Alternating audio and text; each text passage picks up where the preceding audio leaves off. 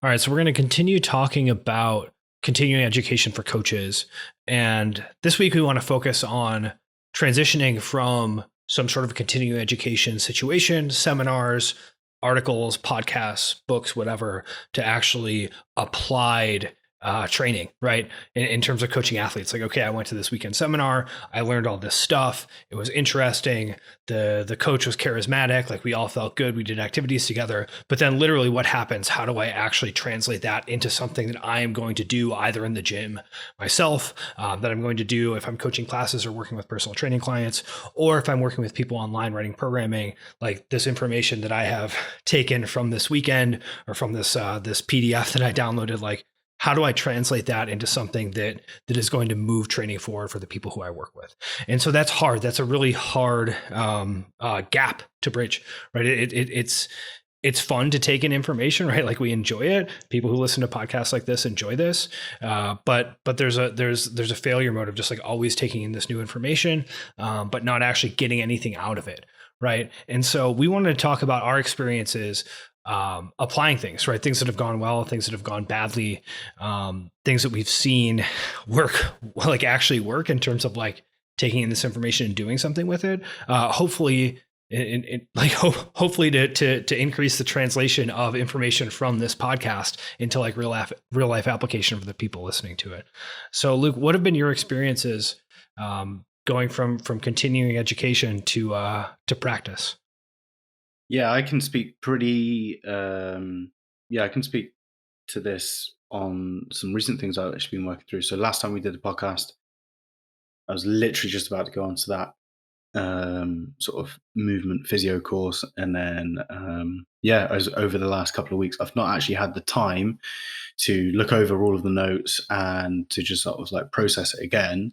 But I have definitely been playing around with certain things in that course, in both in person and also online. And I suppose when you brought it up and you were saying like in person and then versus online, it got me thinking that some of the things I've been playing around with, I would say in the online setting, I've been actually practicing them myself in my own training. I've been playing around with some of the exercises and some of the drills and just sort of seeing how it feels and seeing what happens. I think that's a big part of it. But also in some of the in-person stuff that I've been doing. So that is one weightlifting course, and then also I think it was like, yeah, it was maybe like two individual sessions that I did. I actually experimented with it on the fly, and I just sort of went through it. And I suppose doing it in person allows you to basically adapt it and change it and get the best situation out of it. But then when you are working with people online, you sort of have to go through it yourself, to sort of see how stuff is.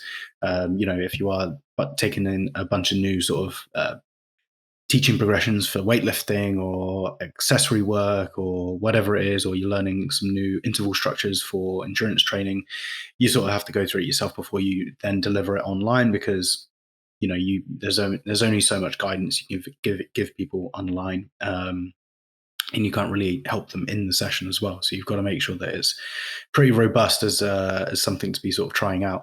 But I definitely think the key thing for me is actually just trying stuff on yourself. And I think that's one of the things that I see. In my own coaching, I've seen my coaching change quite a lot over the years, from the days when I was a competitive athlete and I was training just for that. I would say that a lot of that was reflected in the coaching that I did, and a lot of the sort of you could say the stories that I was sort of telling myself about clients, and a lot like my lens generally was around competitive fitness, and I attracted people who were definitely into that. And I suppose as the years have gone on and I've moved away from that, my training has become a lot more varied. I still definitely do elements of weightlifting and CrossFit, but I sort of play around with other things, and I try to sort of, I would say I try to like help people out with a broader range of problems, and that has led me to experiment with stuff in my own training. And I think that's one of the things that I see quite often is there sometimes can be a bit of a disconnect with, you might have like a competitor who is, smashing out some like really hard training all the time, and then they just work with gym pop people, and they may play around with and experiment stuff that's just like way too hard, and it's just not appropriate. And I do think that it is interesting, like as much as people say,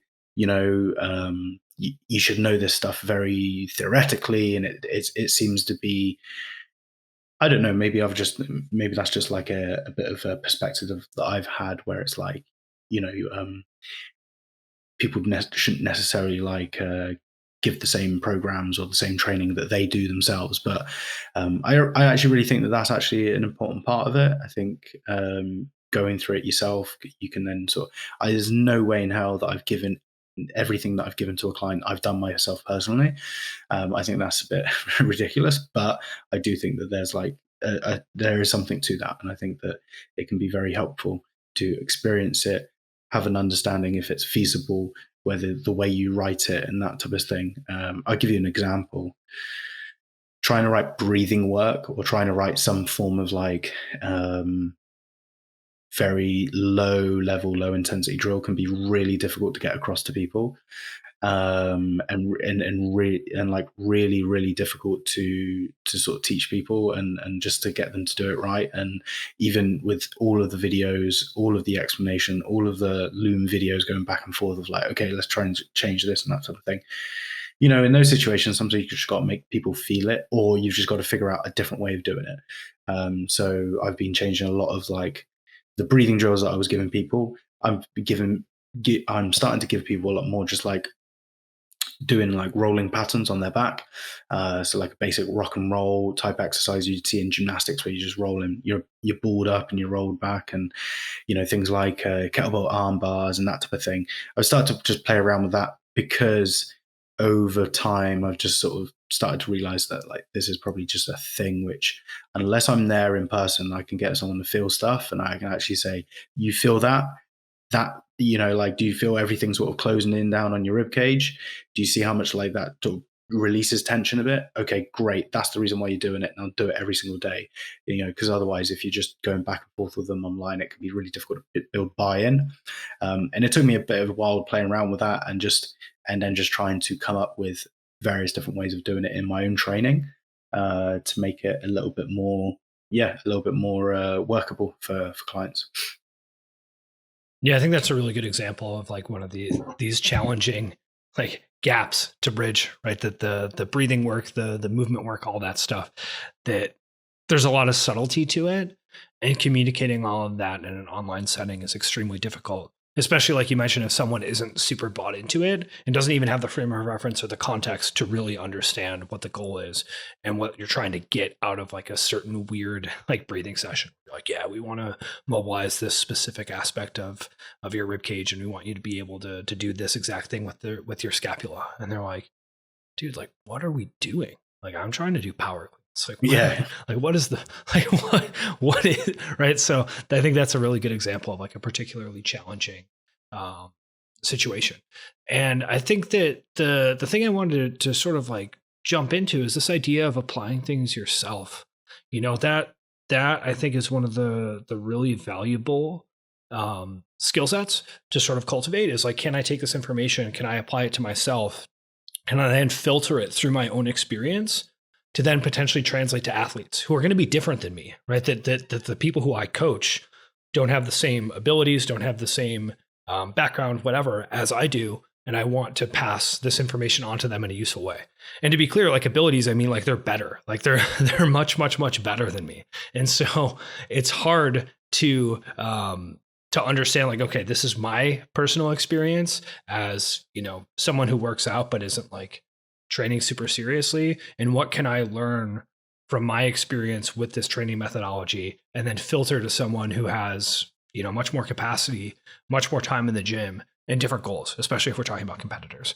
And so I guess to kind of jump back to what we're originally talking about, right? I mean, my experience getting into coaching was kind of based on this process of like being curious, learning something, trying it myself, potentially extracting some sort of like principle of how the thing actually works, and then seeing if I could like tell other people about this in a useful way, right? Because I didn't get into, CrossFit or reading blogs or anything like that with the intention of being a coach. I became a coach kind of on accident from like repeatedly doing that process. And the interest in just like taking in information and then experimenting with it, that ideally when you do that repeatedly, you become better at like that process in and of itself. You're like, oh, okay, interesting. Like this is how I can try, this specific, like you said, breathing drill. This is how I can try this kind of like movement screen and see if the claims that the people at this continuing education seminar actually stack up, right? Like, is this actually a thing? Is this assessment valid? Does this improve my own feelings and mobility in like certain movements? And if so, is this something that I think I can then like pass on to an athlete? I think so. Yeah, this self-experiment. Oh yeah, go ahead.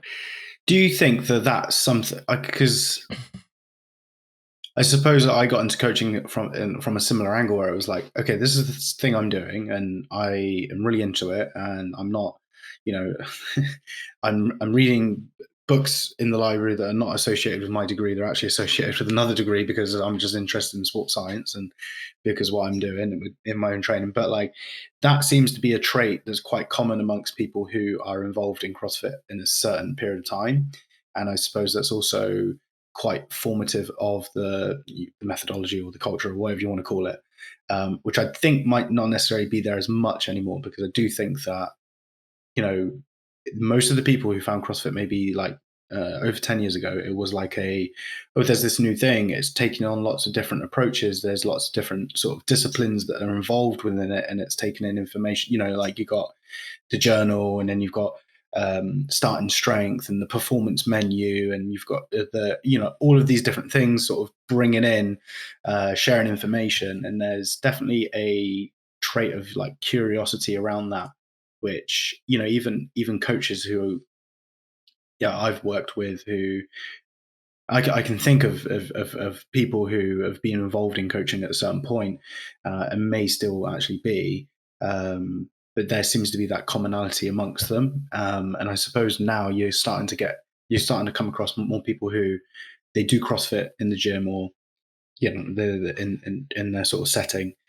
They go out to become a coach, but the only information they might be taking is like sort of that stuff that's directly coming from the world of CrossFit and what they see in the gym. And it's still like varied. People can still be, looking up like, what's the stuff coming from Catalyst Athletics and this type of thing. But I suppose that like venturing out and having a look at different other areas and stuff isn't necessarily as commonplace as it used to be.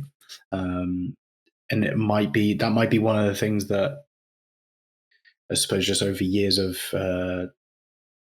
people like being curious and figuring out how to make stuff like actually useful, trial and error, and going through that, you end up learning actually how to learn from other domains and that type of stuff, where things can be, people can get caught up in this sort of echo chamber that like exists within the sort of continuing education world within CrossFit.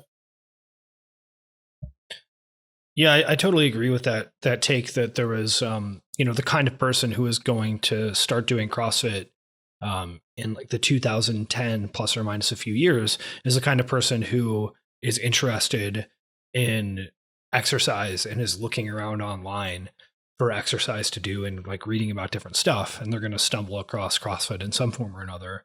And they're going to be like, oh yeah, like that seems interesting or stupid or whatever, depending on their background and their bias. And then they're going to potentially try it. And then based upon their experience trying it, they might be like, oh wow, this is actually cool. This is a little different than I thought. Or, I've just been like, for me, I was just looking for hard workouts to do and it seemed pretty hard. And it was in fact hard. And I was like, oh wow, these workouts are hard. Like, I guess I'll keep doing them. Right. So I definitely think that the population of people who are getting into CrossFit around that time, and especially people who kind of have that like interest in multidisciplinary, fitness, like CrossFit sort of spoke to that And the culture, like you mentioned, also was elevating people from outside of CrossFit specifically. And so it was really easy to sort of like stumble into this and then start branching out via the network of coaches who were promoted by CrossFit or who were writing about CrossFit or whatever. And you just kind of stumble into this ecosystem and you're like, oh, wow, I have like a lot of content I can read now. There's a lot of blogs from these kinds of people, and great. Like I'm happy to just like consume all this information and then potentially try it.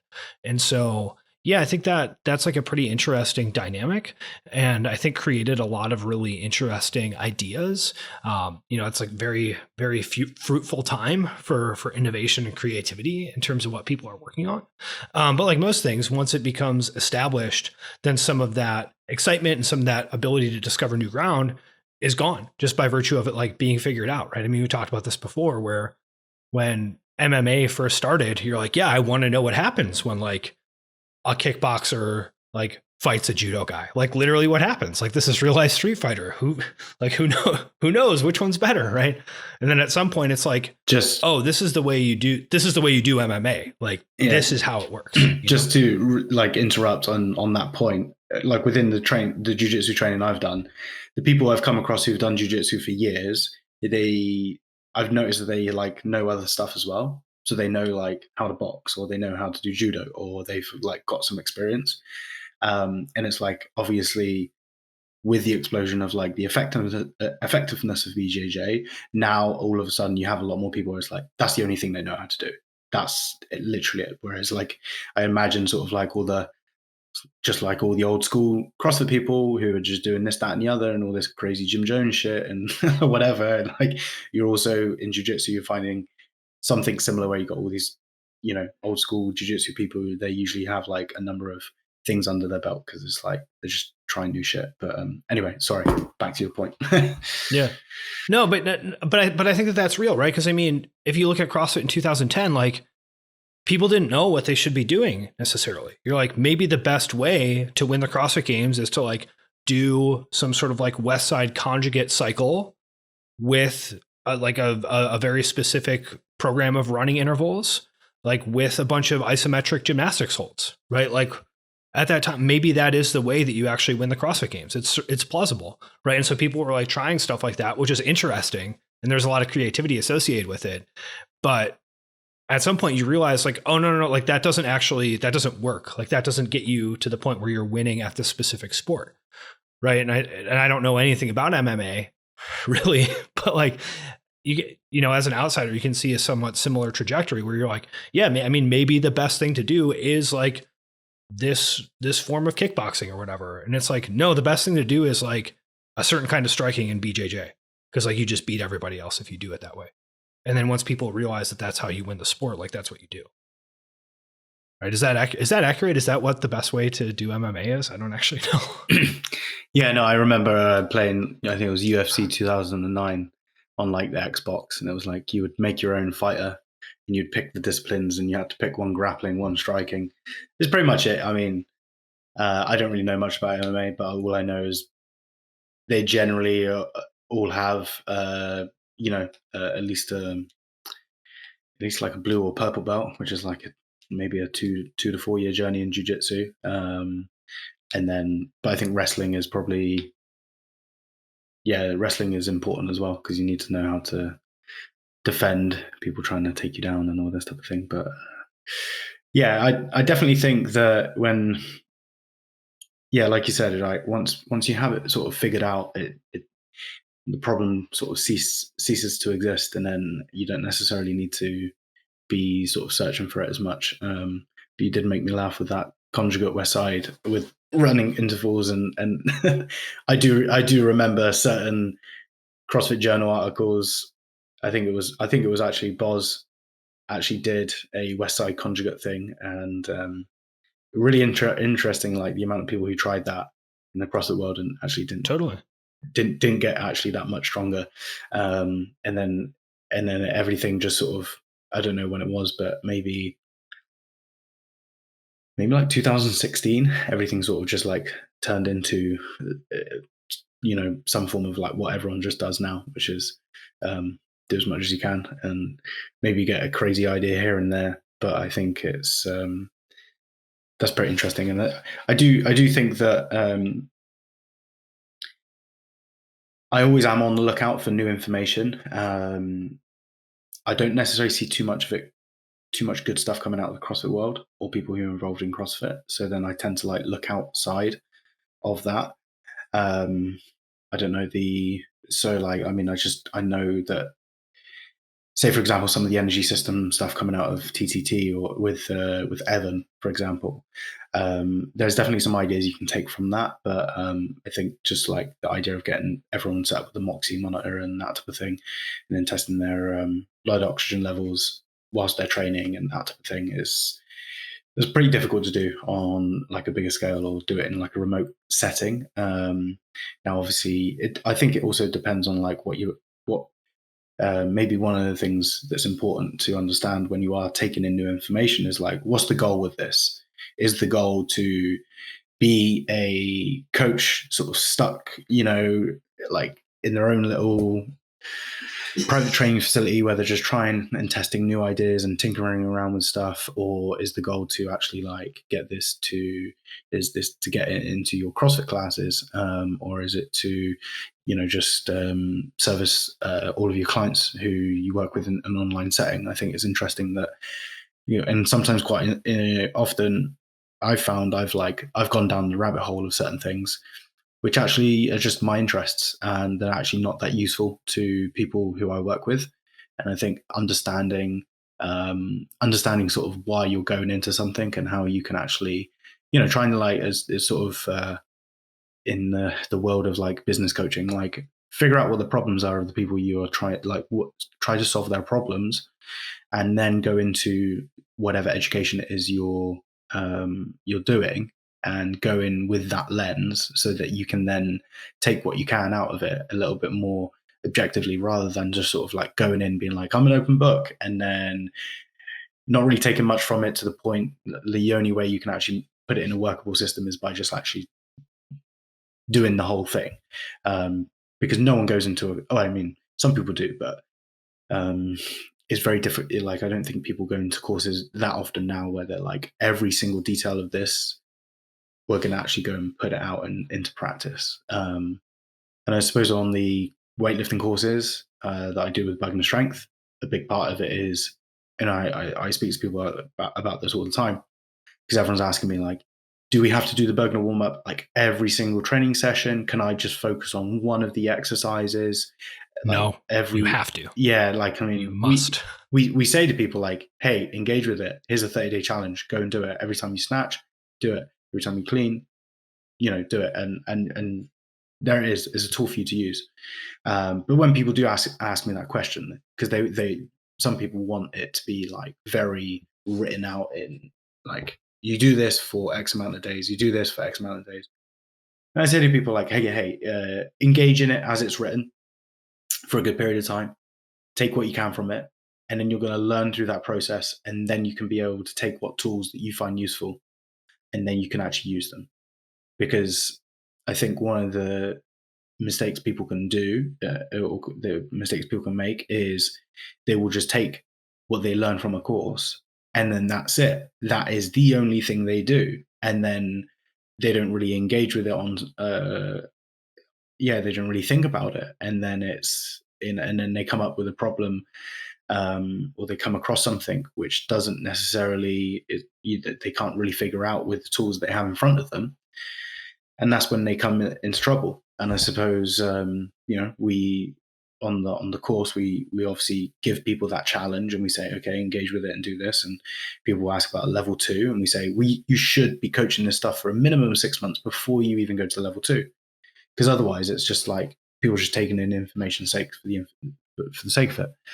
So I think that you can, and a lot of courses, a lot of this type of like the course that I have just done, there's a 1 month hinge challenge where you have to do a certain type of hip hinge every day for a month, and it's usually the norm is like there is something to do with the method or to do with the teaching or whatever it is that is like you sort of have to take part in this challenge or whatever it is, where you just get a lot of repeated exposure, and then you can actually learn through that process, and then you can actually better use that information and better use those tools.